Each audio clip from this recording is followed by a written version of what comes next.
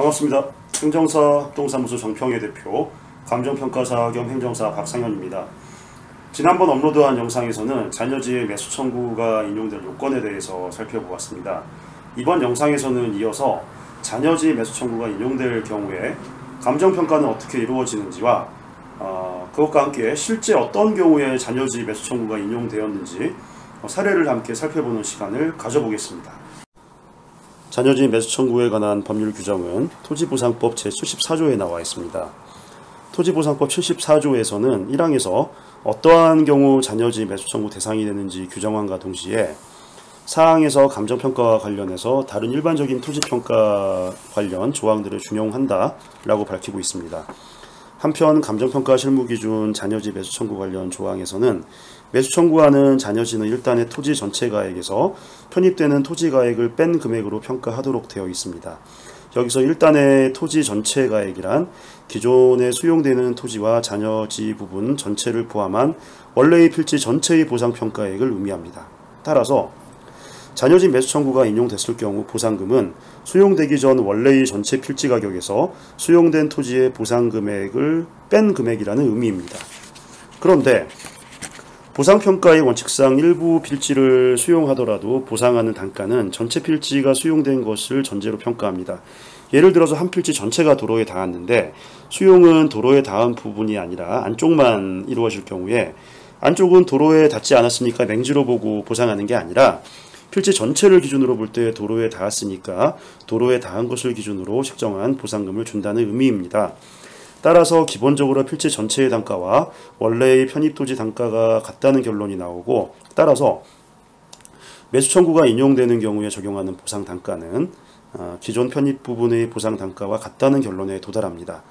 따라서 매수 청구가 인용될 경우에 별도의 감정평가 없이 협의 당시에는 협의보상 단가를, 재결 당시에는 재결평가 단가를 적용해서 보상하게 됩니다. 다음은 자녀지 매수 청구 인용 사례를 간단히 살펴보겠습니다. 보시는 지목은 답이고, 보시는 바와 같이 수용으로 인해서 분할되기 전에는 1번과 2번 부분 모두 하나의 필지였습니다. 공익사업이 시행되면서 2번 부분만 수용 대상으로 결정이 되었고, 결과적으로 이렇게 1번 부분만 자녀지로 남게 되었습니다. 자녀 토지의 면적은 337제곱미터였고 보시는 바와 같이 기존 전체 필지는 영동하는 데 아무 지장이 없었으나 자녀 토지는 극히 형상이 불량한 채로 남게 되었습니다. 이에 자녀지에 대한 매수 협의를 즉시 진행하였고 거절의 의사를 확인한 후에 사업시행자가 거절한 거죠. 관할 지방토지수용위원회에 자녀지에 대한 매수 청구에 대한 재결을 신청해서 보시는 바와 같이 인용 재결을 받기에 이르렀습니다. 재결을 준비하면서 해당 자녀지가 토지보상법 제74조의 자녀지 매수 요건을 충족한다는 것을 집중적으로 부각시킨 결과입니다.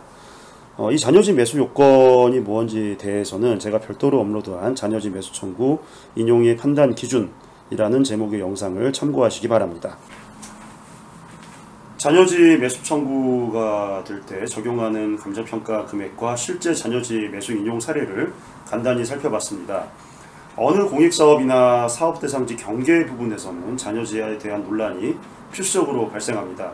이때 이해관계에 따라서 자녀지를 매수 신청하는 게 좋을지 고민하게 되는데, 만약 기존 필지에 도로가 나는데 보유한 기존 토지가 맹지였다가 도로가 나서 자녀지 부분이 도로에 닿은 땅이 되는 경우에 자녀지 매수 청구를 할 필요는 없겠죠. 이렇게 케이스에 따라서 다양한 이해관계가 발생하기 때문에 전문적인 상담은 필수라고 할 수 있겠습니다. 이상 감정평가사 겸 행정사 박상현이었습니다. 감사합니다.